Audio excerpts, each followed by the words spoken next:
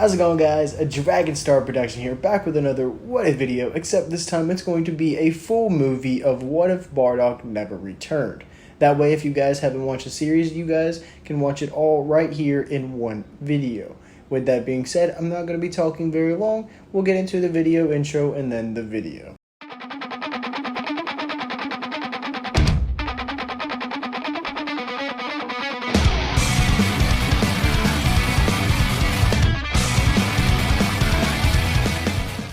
Our story would begin with Bardock getting the call from Frieza, like all the other Saiyans did, saying that they all should return back to Planet Vegeta. This, like in canon, brings doubt inside Bardock's head about Frieza's intentions of having every Saiyan return back to Planet Vegeta. Bardock then takes off his scouter and tells Leek to do the same, who is actually the father of my What If Shallow's canon series, link down below, so be sure to check that What If out. Anyway, Bardock would tell Leek his suspicions, and without any of the other Saiyans just trying to brush it off, saying that Frieza wants them for a big mission or promotion. Instead, Leek listens to every word that Bardock says because he addresses it before they're in the ship heading back to Planet Vegeta. Bardock believes that Frieza has a plan to blow up the planet and eliminate all the Saiyans. Bardock adds that Frieza is scared of all the Saiyans and he wants to destroy them while he still can.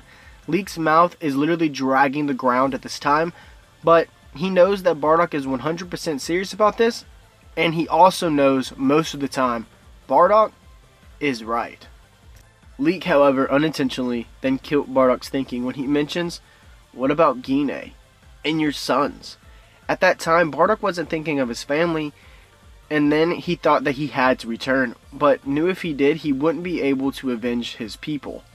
Bardock then has to make a tough decision, a very tough one, probably the toughest one in his life. Bardock breaks down to his knees and puts back on his scouter. Bardock cries out to Gine, trying to find her on any station. Bardock tells her to leave with Kakarot, but this is to no use. Bardock couldn't find her on a station.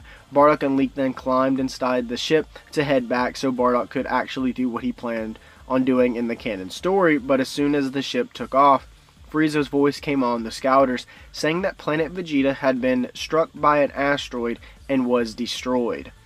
Instantly when this happens, Leek shivers in fear while Bardock starts smashing the dash of the ship. Bardock happens to look out the window, and right at the same time, he sees a space pod go by, and Bardock caught just a small glimpse, but he knew it was Kakarot. This does bring a smile to his face, but he doesn't see Gine, so is still broken by the sea's same events. And now Bardock is vowing more than ever to make Frieza pay for what he has done. Bardock and Leek then were kind of stuck because they didn't know where to go.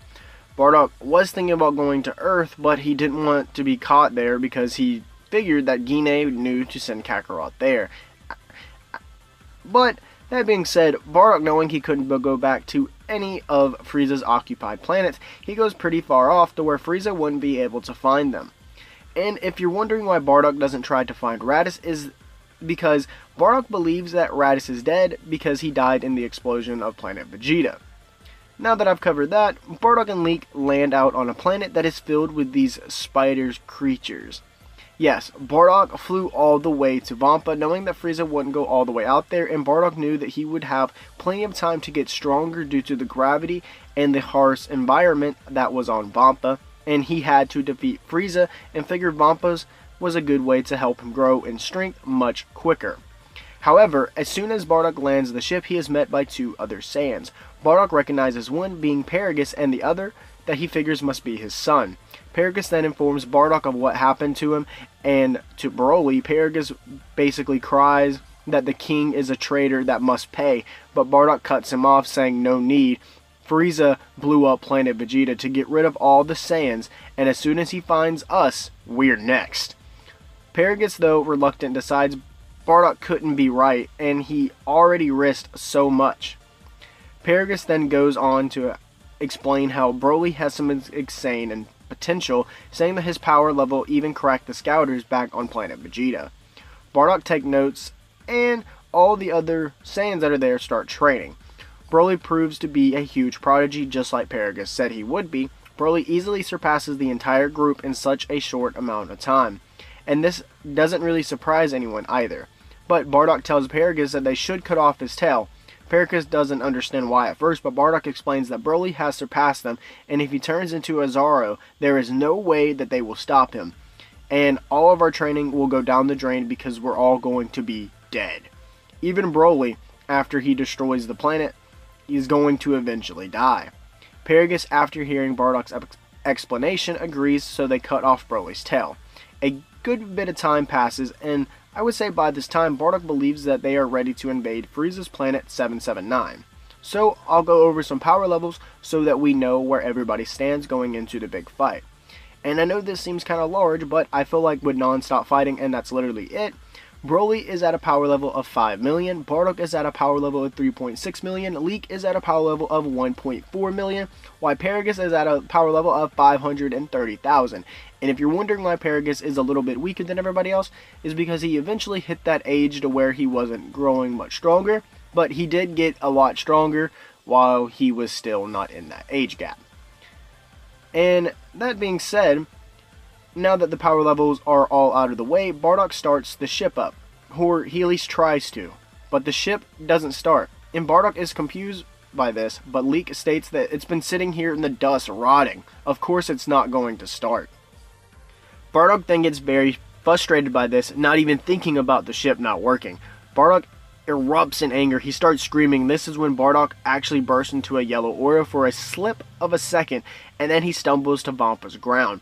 Paragus and Leek both stand in awe as they just witnessed the very first Super Saiyan legend, or at least that they've seen, come true. Just in complete awe. That being said, Leek would start tampering with Bardock's and Paragus' ships. Eventually, Leek is able to switch out the parts needed to actually get Bardock's ship and running. Leek also points out to Paragus that he's really stupid for killing Beats because, well, Beats would have been a lot faster to help and they would actually be on the way by now. However, during this time, Bardock decides that they aren't ready yet, saying that he's got to achieve the Super Saiyan thing first, and he thinks Broly might have something inside of him too. And I would say, thanks to how much time it takes for the ship to get ready and how long they've been on Vampa, that Broly actually does achieve his Wrathful Horikari form, although when this happens, he completely wipes the floor with Bardock. But in this one incident where Broly just loses it and Bardock sees his rage taking over and tries to stop him, but Bardock can't come close. Instead, he just closes his eyes and takes the beating. Broly is literally beating the crap out of Bardock, breaking him in half. But Bardock picks himself up and then lets off a huge amount of energy. Vampa starts to shake and the rocks begin to spew everywhere. Bardock had officially tapped into the Super Saiyan power by keeping his eye closed and imagining that Broly beating him to shreds, beating him to a bloody pulp, was all Frieza. And Bardock then charges Broly full force that created shockwaves on planet Vampa. Bardock and Broly have clearly gained immense power and now is more than ready to fight Frieza. But Bardock has one other thing in mind. He can't leave one Saiyan out from having to defeat Frieza. He wants all the Saiyans to defeat Frieza. Therefore, Bardock informs everyone after going back to base and crashing down to one knee that they have to make a pit stop on Earth. He's got to see if his son is alive. Alright, so part 2 begins inside Bardock's ship, where Bardock, Broly, Leek, and Paragus are all heading towards Earth. The ship slowly starts to land when Bardock sees a familiar sight. A space pod goes crashing by, and this time it wasn't Kakarot, but inside the pod is what appeared to be what looked like a older Raditz. Bardock then immediately lands the ship at a super fast pace, trying to find where Bardock's pod crashed. However, he wasn't so lucky. Bardock landed outside of West City, while Raditz still would land in the same location as he did in canon. Raditz would then search for the highest power level as he catches 4 high power levels. This happened to be his father. So Raditz goes towards the power levels, and when he gets there, he drops down because he is shocked that he sees his father Bardock standing in front of him. Raditz would instantly stumble back seeing his father alive, but Bardock would just be in awe as well. Raditz then asked Bardock how he managed to get so strong, but Bardock ignored Raditz, asking him if he was still working for Frieza after he sees the scouter. Raditz explains how he thought of him, Nappa, and Vegeta were the only Saiyan survivors as the asteroids were destroyed back on Planet Vegeta. Bardock tells Raditz to turn off his scouter, where Raditz then does so. Bardock starts to spill the tea about Frieza being the one that destroyed the planet Vegeta. This catches Raditz off guard, but before he could actually ask any more questions, Goku and Krillin would arrive on the scene, leaving Gohan back at Kami House. Bardock and Raditz both turn and say, "Kakarot?" Goku states his name is Goku and that he is one of the saviors of Earth, but Bardock informs him that he is a Saiyan warrior and his son. Goku wants to question this, but Krillin does point out that they do look just alike, and that would explain his tale. Raditz then states how he is his brother, and Bardock then drops out a plan of why he came to Earth. It's time to get revenge on Frieza, and since Raditz and Bardock have the same goal here, I don't feel like this would be an issue, at least when it came to them. However, I do feel like this would change and impact the Saiyan saga dramatically. Raditz then gets back on his scouter, informing Vegeta and Nappa about Earth and how he would need help to conquer the planet. The power levels even surpass Vegeta. This is actually a part of Bardock's plan to lure Vegeta and Nappa both to Earth. That way they have more Saiyans going to actually fight Frieza, which Nappa and Vegeta would be on their way immediately after hearing that there were higher power levels than Vegeta, and should get there no later than a year, at least according to Raditz. However, at this time Goku is actually reluctant. He's not so sure about leaving Earth, but Bardock realizes that quickly that Kakarot is more like his mother than he is him, at least when it comes to his heart, so instead brings up the idea that Frieza will soon come this way in the universe and conquer Earth as well. This would then spark Goku to actually want to fight, and especially because, well, he wants a good fight. But remember how Raditz mentioned Vegeta being alive? Well, yeah, this instantly fueled a fire that has been burned out for quite some time inside of Paragus, who originally thought the king and the prince were both dead. However, that doesn't change the fact that they would all start to train on Earth. In fact, they were causing so much damage to the wastelands that Goku actually recommends that they train on the lookout, basically in the sky around there. Everyone then heads that way, and I would say the training goes well for everyone. Even Gohan and Krillin join in on some training. That being said, everyone would have massive games, and everyone would be amazed about the Super Saiyan who hasn't seen it yet. However, nobody gets Super Saiyan, only Bardock, at least at this time. It is now at the time when Vegeta and Nappa will be arriving, and right when Vegeta and Nappa arrive, they are met by the others. Vegeta and Nappa are both extremely overwhelmed by the power levels that they feel, and they demand to get the same treatment, but Vegeta could get another word off before Paragus starts in straight at Vegeta, who stood no chance in this fight. Even for an old-timer like Paragus, he was wiping the floor with Vegeta. Paragus then knocks Vegeta all around as he starts yelling, "I should kill you!" But before Paragus could actually kill Vegeta, Bardock would one-punch Paragus, knocking him out. Bardock then tells Vegeta and Nappa the goal and why Paragus was flipping out, and how they need to make a plan to make them just as strong as they are, and they would need to work quickly. And I'd say the training only lasts about another year, and I'll go over the power levels before they actually leave for Frieza's planet 779. Alright, starting with Bardock, he would be at 4 million in his base form, as well as Super Saiyan at 200 million. That being said, Broly would be at 5.5 million, his Akari and Wrath state would be at 55 million, Goku is at 1.6 million, Raditz is at 1.4 million, Leek is at 1.7 million, with Vegeta right behind Raditz at a 1.5 million, Nappa at 1.1, Paragus actually at a 920, Gohan at a 750, and Krillin at a 350,000. So, yep. Everyone tips over 1 million besides Krillin, Paragus, and Gohan only doesn't tip over 1 million due to his studies and being worried about being a scholar. But this also would give Bulma time to create a ship, that way they all could travel together to Frieza's planet 779. Sadly though, people like Tien, Piccolo, and Yamcha are getting outclassed here, but this will change later on in the series, so don't worry about them. And with that being said, power levels are covered for the Saiyan group plus Bulma and Krillin, and they all head for Planet 779 after this. This would take a couple months for them to get there. When they arrive, they waste absolutely no time, and I mean no time at all, going berserk on Frieza's army. This even takes Frieza elites out, including Dodoria, Zarbon, and even the Ginyu Force that couldn't light a candle to the group's power. Hell, just one of these Saiyans could have wrecked the entire Frieza force. This would eventually force Frieza to actually come out and fight for himself. Frieza, who has been watching the entire fight, is now pissed and actually goes straight into his final form as he charges out of his headquarters. But as soon as he does, they sense Frieza's power, and Bardock launches up to his powerful Super Saiyan state and dashes in at Frieza. The two then clash into each other at full power, but Frieza still goes flying. Bardock was too strong as a Super Saiyan, and Bardock dashed at Frieza again, just beating Frieza, making him feel all the pain that the Saiyans had felt. Bardock then has Frieza down on his knees, where Bardock starts to talk to his arch-enemy Frieza, who is more helpless now than ever. Bardock states, "This has been a long time coming. It's actually been too long, Frieza," as Bardock nails Frieza right across the face. "All the pain we felt," as Bardock then knocks Frieza one more time across the jaw. "All the pain that they felt, all the pain that Gide felt, it's now your turn, Frieza!" As then Bardock would stomp Frieza's head into the ground. "This ends now!" Bardock then by himself is enough to finish off Frieza with a full power final spirit cannon. Frieza is evaporated into absolutely nothing.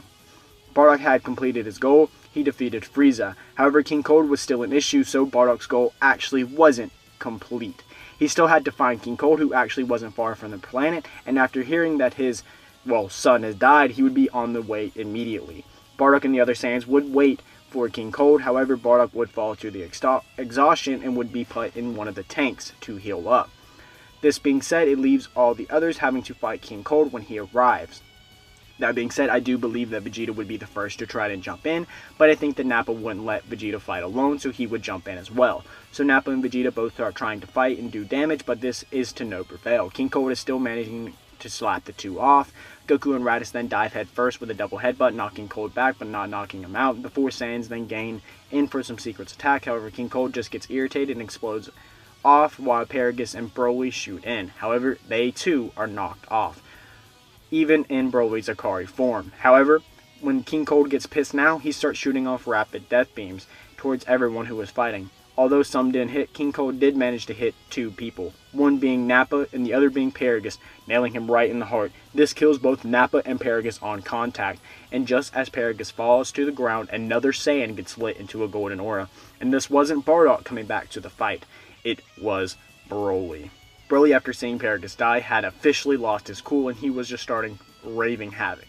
He has one blast, disintegrated King Cold with one large, super large power ball, but it also hits the planet, and it actually damages the planet straight to its core, meaning that they had very short amount of time to get off the planet and stop Broly in time to get everyone off safe. Goku, Raditz, and Vegeta all darted in, guns blazing. After talking didn't work to calm down Broly, while Krillin stayed behind shooting off the Destructo disc at least as much as he could. This being said, I don't believe that they would be able to stop Broly from his Super Saiyan rampage, so even though they hated to, they had no choice but to leave Broly on the planet that only had seconds left before exploding. So yes, sadly Broly does get the same fate as his father and dies in this timeline. However, because I rather not end the story on a negative note, I'll add some filler that is actually happening on Earth. Remember how I said Piccolo would come into the story? Well, this is actually where he comes into play. Piccolo actually flies to Goku's house, where he actually wants to train with Gohan. But Piccolo informs him that he's a hybrid and he simply wants to train, nothing more, that this means nothing towards them. Piccolo knew that he had to catch up to Goku somehow, and he knew there was no better way than training with the strongest person on Earth, at least at that time. Piccolo and Gohan would train, and Gohan wouldn't gain too much power from this, since Piccolo would need a lot training, but he would gain a grasp of more solid movesets than he had in canon, because he doesn't have to focus on power. Instead, he's focusing on Piccolo's moves. While Piccolo, on the other hand, would jump in power, and I believe a decent amount, even surpassing Krillin, I'd say. And I still know that we haven't covered any Yamcha and Tien, but I swear it's coming. During this time, everyone who made it out alive on Planet 7-9 returned back to Earth. As they would arrive, they were met by Gohan and, to their surprise, Piccolo, alongside Tien and Yamcha, who were there as well. Piccolo and Goku clearly still has some tension between the two, but due to Gohan's influence on Piccolo, he isn't going to attack or even plans to at this time or ever. While for Bardock, he's not sure if he plans on staying on Earth or what his next move will be. He's even talked about exploring some outside planets and some other planets that he hasn't been to in quite a long time. But Goku cuts him off before he can finish and just asks him why doesn't he stay there. This hadn't even crossed Bardock's mind, as he tends to not stay in one place, but he begins to look around. Bardock's seen the Saiyan Prince. He's seen both his sons, Raditz and Goku. He's seen a short bald dude, that was Krillin. He's seen his grandson, Gohan. And remembers that Gine would have wanted him to be with his family. And because it's what Gine would want, Bardock agrees. After this, everyone would then split off to find the Dragon Balls because, well, they have some reviving to do because 3 people died on Planet 7-9. The plan is to revive everyone who passed away on Planet 7 and 9, so they plan to revive Broly, Nappa, and Paragus. This would take about 3 years to revive everyone thanks to the Earth Dragon Balls only having 1 wish apiece and only being able to be used once a year. That being said, everybody would casually go back to their normal lives as Goku, Raditz, and Bardock would train together every single day, while Gohan would also train whenever he gets the chance to after his studying. As for Vegeta, like in canon, he goes to Capsule Corp where he trains with Nappa and does some cadoodling with Bulma. However, for Piccolo, he mostly trains alone, at least until Broly was revived. When Broly is revived, Piccolo sees a similar anger that was in Gohan that he sees in Broly, and he thinks that he can actually help Broly obtain the Super Saiyan transformation without being in a blind rage. And when Paragus is revived, he also tags along with helping Broly because he knows his son's rage. And finally, Krillin convinced Alik to stay at Kami House to aid Yamcha, Tien, and Chatsu all with their training, initially making everyone way stronger than their canon counterparts at this time. Surprisingly, everything goes smoothly for a couple of years.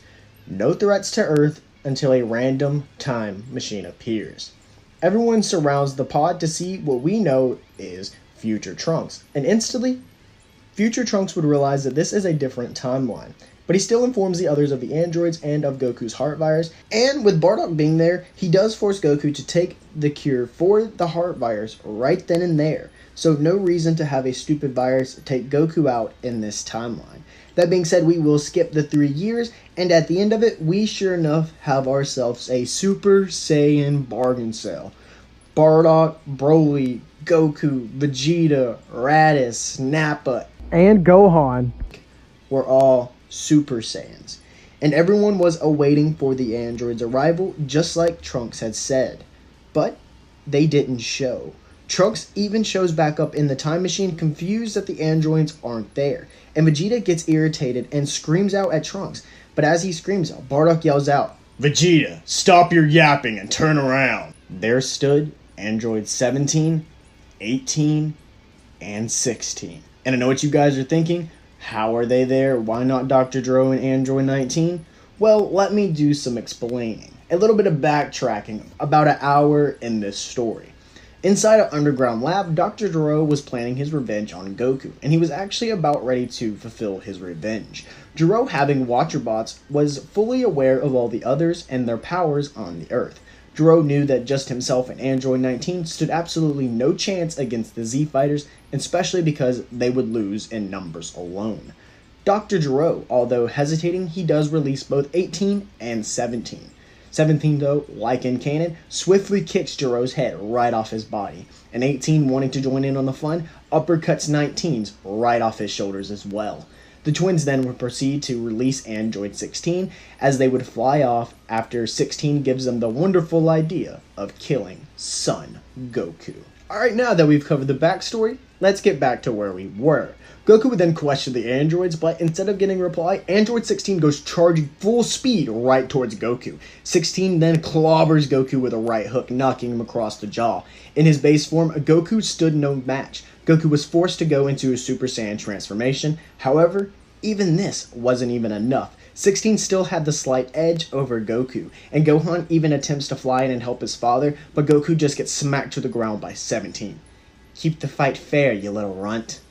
And these were the words that created a full-blown battleground. Android 17 fought Bardock and Raditz, while Android 18 did her best against Vegeta and Nappa, while 16 was being pushed to the edge by Goku and Broly. And Krillin, Yamcha, and Tien would all go off to Korin's tower to go and find some senzu beans after realizing that they were going to need them after this big fight with the androids.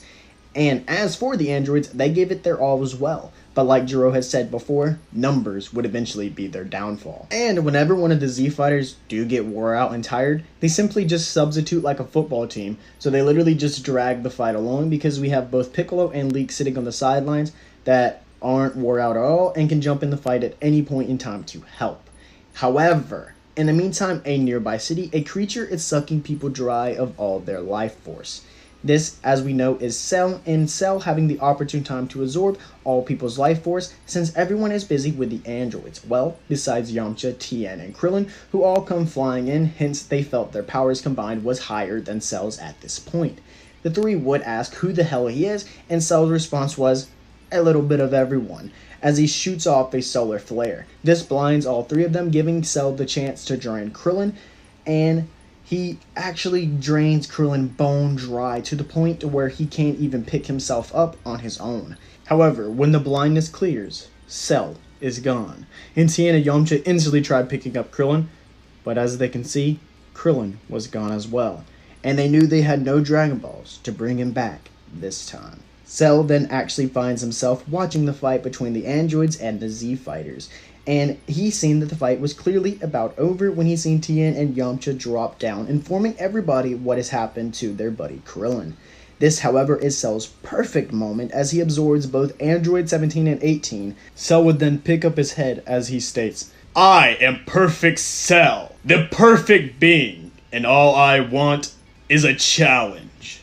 Sadly, none of you can give it to me." Cell, of course, knows that this is going to piss off 9 of the 10 Saiyans, Gohan being the only exception that wouldn't be mad after hearing that he isn't a challenge. Cell, though, does decide that he will give everyone 10 days to prepare for his Cell games. However, Bardock and Vegeta weren't really willing to wait as they charge Cell just to be hit one time, causing them to pass out of their Super Saiyan forms, crashing to the ground. This would leave everybody stunned as Goku brings up the hyperbolic time chamber. Cell proceeds to build the ring while everyone else heads to the lookout and goes in the time chamber day by day.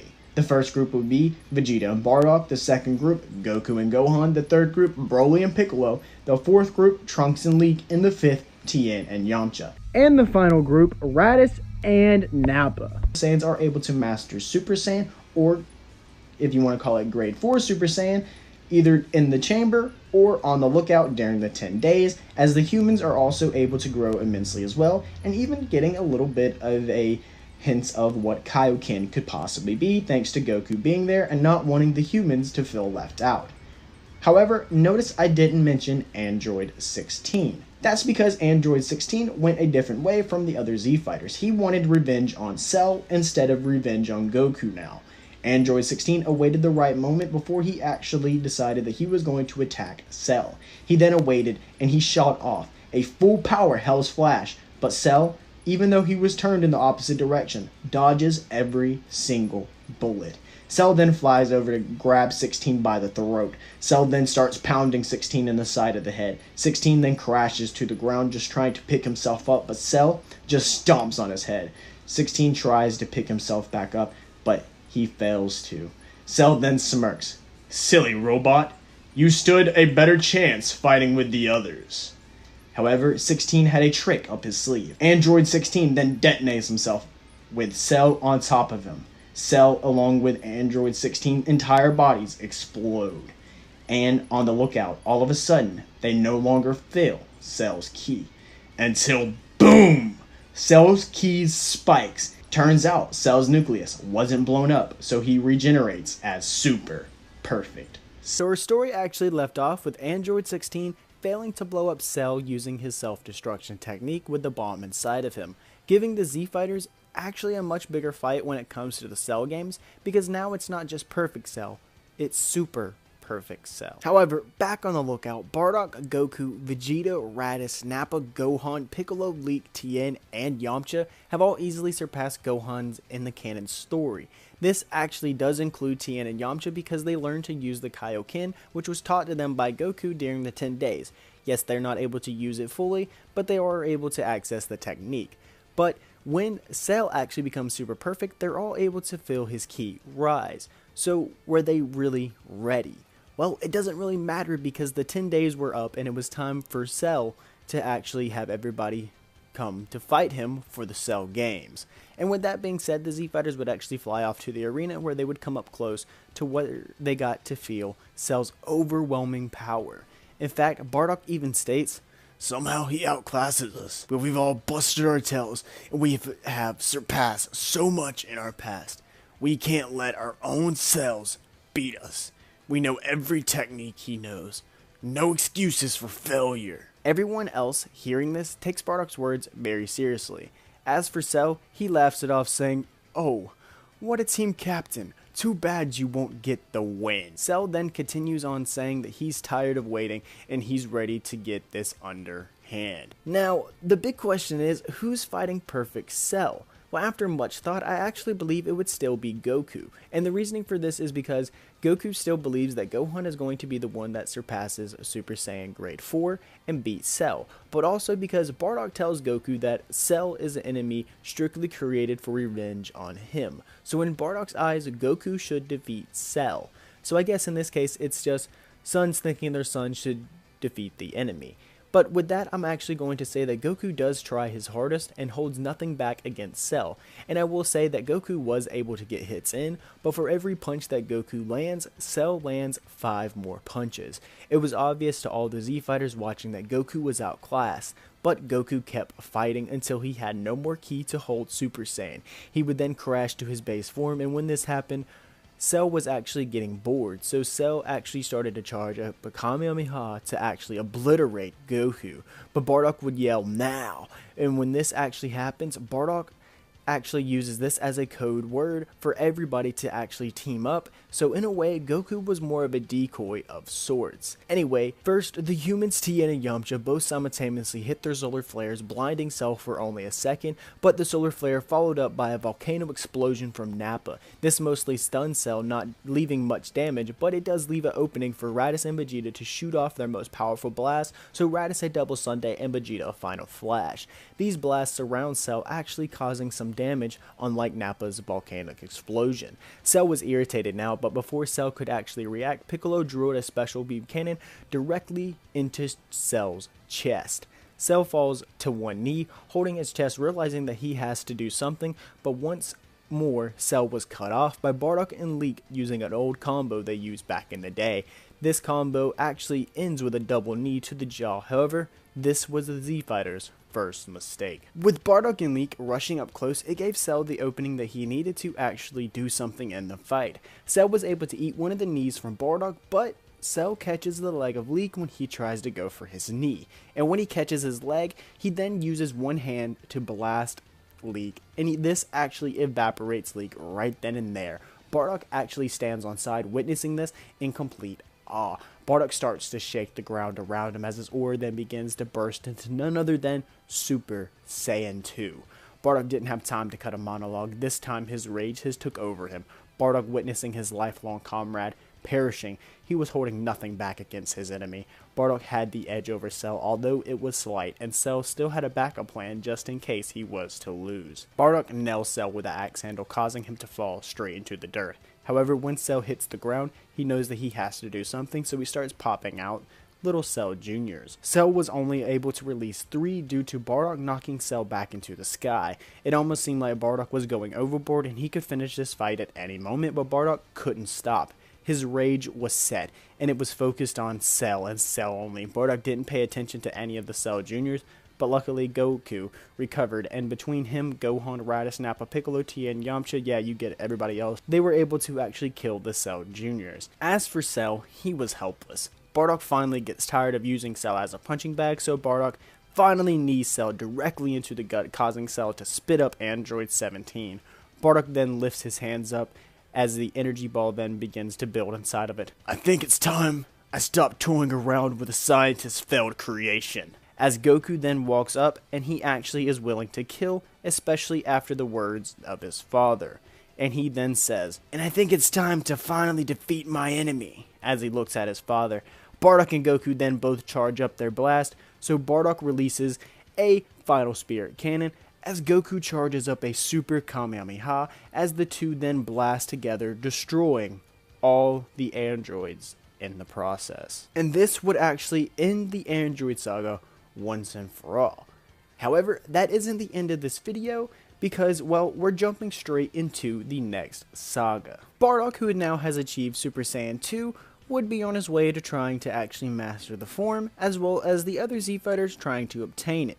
And given that they have 7 years, I believe that that's plenty of time for at least Bardock, Goku, Vegeta, and Gohan all to master it, while Raditz, Nappa are both on the cuffs of mastering it themselves. With that being said, Gohan still plans on being a scholar in this timeline, so continues to go to school while training. So yep, Gohan still meets Videl, and Videl, like in canon, still figures out that Gohan is the Great Saiyaman and basically blackmails Gohan to join the World's Martial Arts Tournament. Gohan, though, in this timeline, doesn't really mind joining the tournament because, well, he doesn't mind fighting, and in fact, he even brings up the tournament to his dad and his grandpa.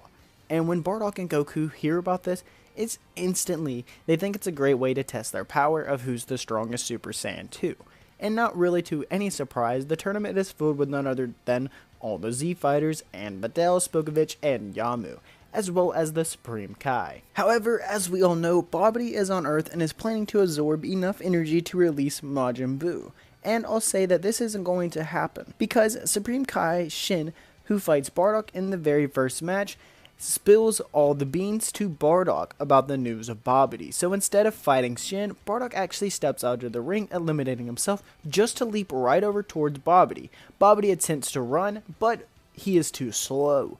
Bardock easily blows up Babidi, killing him off much earlier in this timeline. However, Bardock knew that the job wasn't done yet, especially after hearing about Majin Buu's egg from Supreme Kai. So Bardock, with little convincing needed, he actually gets the others to join him in destroying Buu's egg. Bardock even acknowledges that they have to finish it off quick or Buu will be released anyway due to how much energy they use. With the group actually finding the egg, they also see that Babidi's ship is there as well.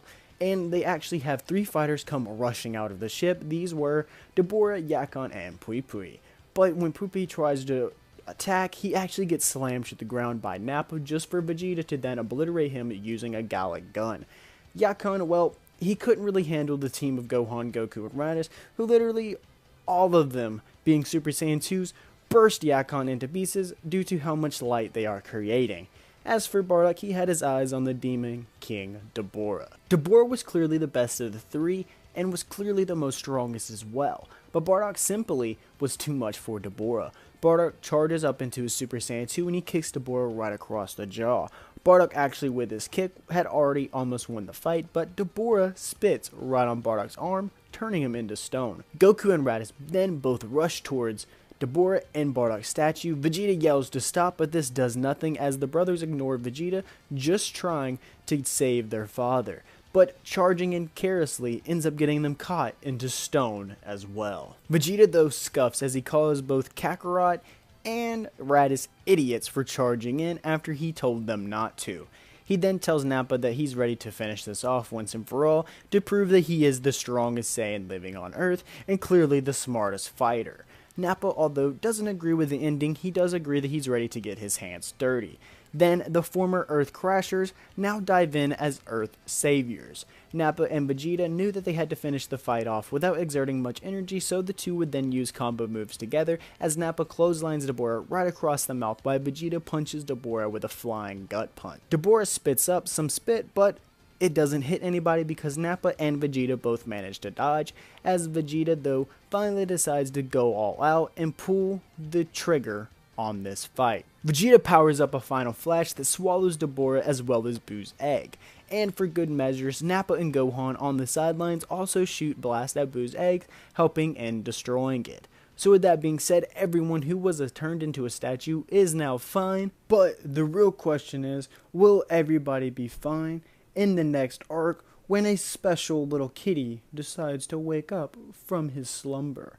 Alright, so last time we left off with the defeat of Babidi and Dabura. However, we won't be talking about Buu either because, well, Vegeta, Nappa, and Gohan all managed to blow away Buu's egg before he was actually released. This actually means our characters are going to have a little time of peace before the next event actually occurs. Obviously, Bardock, Goku, Broly, Vegeta, Nappa, Raditz, and the revived Leak, Piccolo, Gohan, Tenshinhan, Krillin, Yamcha were all not slacking. By now, everyone has mastered some form of boost.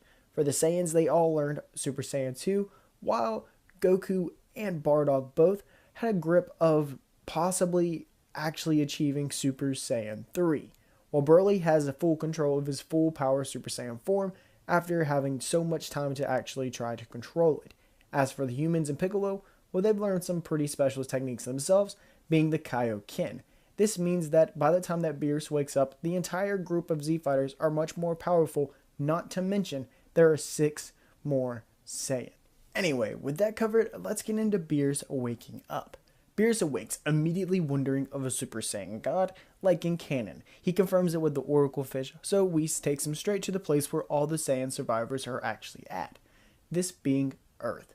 When the two arrive, on the way there, Goku and Vegeta get a heads up from King Kai, and of course Goku is looking forward to the fight, while Vegeta, well, he remembers Beerus from when he was a child and knows that Beerus is no joking matter at all. Vegeta then proceeds to tell Goku to make sure that they don't fight Beerus unless they absolutely have to.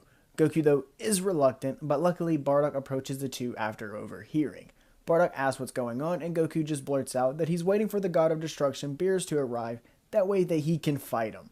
Bardock, though, remembers Beerus, and then he actually states a flashback from a long time ago on Planet Vegeta. Way back on Planet Vegeta, I had just finished a mission taking out Planet Kanasa. My crew had already set off for our next mission, while I had to make a pit stop.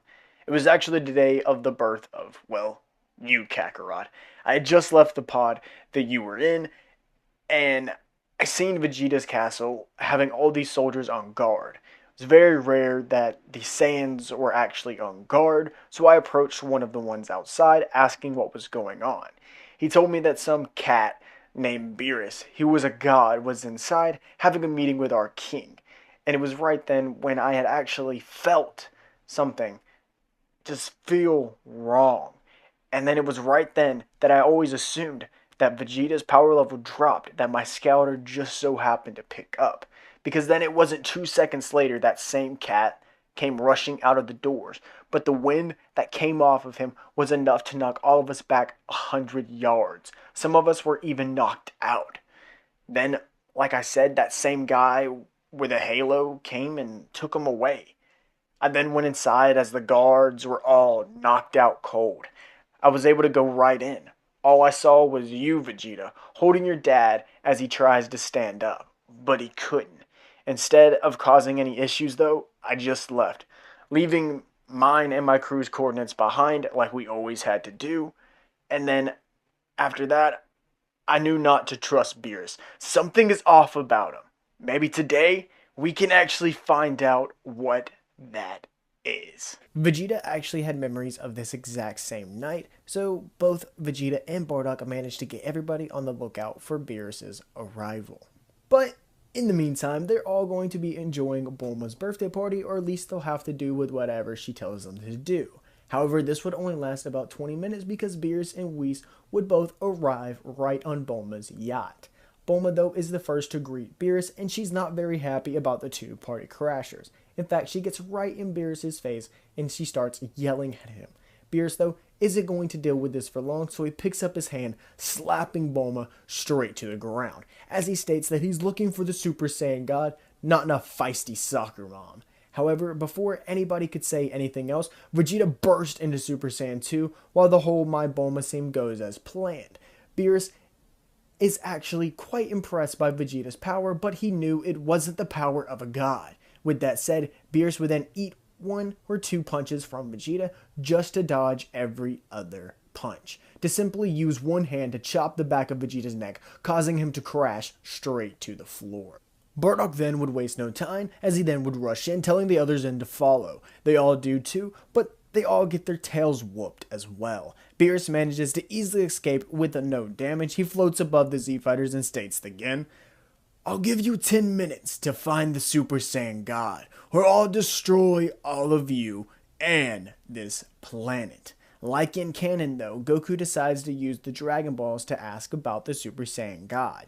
This is when they find out about the ritual, and Goku is actually the first to become the god. But not the only one, because Vegeta also gets to become a god, with Bardock following right after him. Broly would, but he has no idea if he'll be able to control the power, so he decides to wait and actually see if it's necessary before he actually does it. As for Raditz, Nappa, and all the other Saiyans, well, they're just going to fight at full power at this time, and maybe become a Super Saiyan God later on. However, with that being said, Beerus would then slowly get into his fighting stance as he then taunts the 3 Super Saiyan gods that are standing in front of him, not to mention a full power Broly and, Nappa, Raditz, and Leak too, yeah, because, they're there, can't forget about them. Gohan, yeah, he's there, Anyway, the Saiyans all rush in at Beerus. Beerus is excited for the fight, but as soon as the first punch is thrown, Beerus weaves it. Goku is shocked, but Vegeta and Bardock aren't in the slightest. Beerus then taunts them some more, saying that they need to come on and give them the rush that he's been waiting for, that he expected more from some filthy monkeys. And yes, I use this wording for a reason, because instantly Beerus' choice of words register inside all the Saiyans' head. In fact, this enrages both Vegeta and Bardock, who both dart into them, and they are able to dodge as Beerus' kick just to grab Beerus by the ears and gut punch him several times over and over. And the reason why these two are so enraged is because this wording reminds them of somebody else that they despise.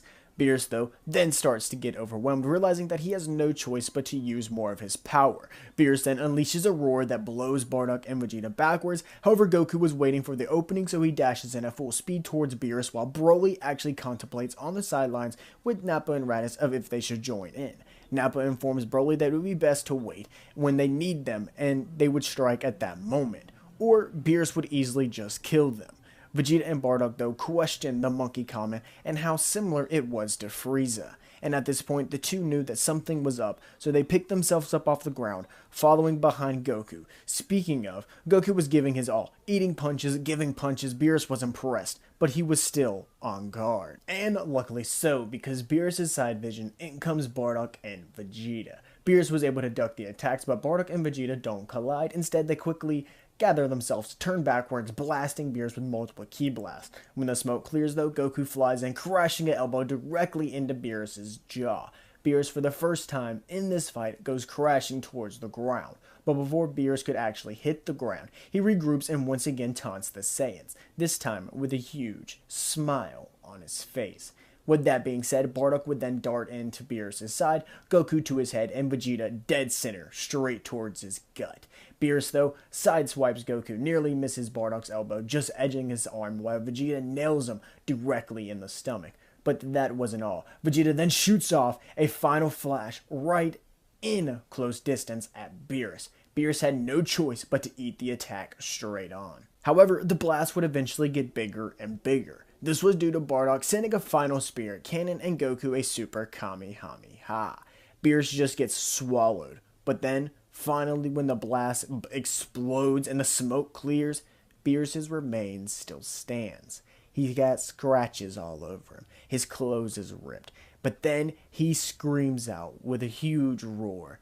Accidentally, though. Oh man, if I knew fighting the Saiyans would be this amazing, I wouldn't have ordered Frieza to annihilate them. And when these words came out of Beerus' mouth, all of the Saiyans begin to shake as Bardock yells, "What? My Guinea!" Bardock literally explodes. His ki shoots higher than both Vegeta and Goku's as he then rushes in straight towards Beerus. Bardock holds nothing back. His fist crashes right into Beerus' jaw. Bardock then draws out his knee, driving it right into Beerus' gut. All of this is your fault! Guinea, Tora, Burgos, Fasha, Shagesh, all the Saiyans died because of you! Bardock's power just continues to grow, while Beerus is really enjoying himself. The Super Saiyan God is truly a battle he's been missing, truly the rival that he's always wanted. But Beerus wasn't ready for Goku and Vegeta to come diving in head first or knocking straight into him. The three Saiyans would then start charging up their signature techniques. Goku a Kamehameha, Vegeta a final flash, Bardock a final spirit cannon. Beerus, though, awaited the blast as he then shot himself into the air, building a destruction ball of his own. Beerus then asked the three Saiyans, why do they think that they can do anything now? Why do they think that they can save their planet if they couldn't do it so long ago? Beerus then releases the destruction ball after he finishes talking, but as he releases the ball, so do the Saiyans. The three blasts collide together as they match up to Beerus' ball. It was a super long blast fight, but it slowly comes to an end whenever a certain somebody starts to notice that Beerus is actually winning the blast fight. This certain somebody was Broly. Broly roared as his aura burst. He was a full power Super Saiyan as he then had his eyes locked on the God of Destruction, darting in, nailing Beerus into the mountains below them that were on the side of the water. This catches Beerus way off guard, especially because Broly isn't a Super Saiyan God, but Broly stays on the attack. And at this point, Beerus is stumbling right now. He really can't catch his grip between Bardock, Broly, Goku, and Vegeta.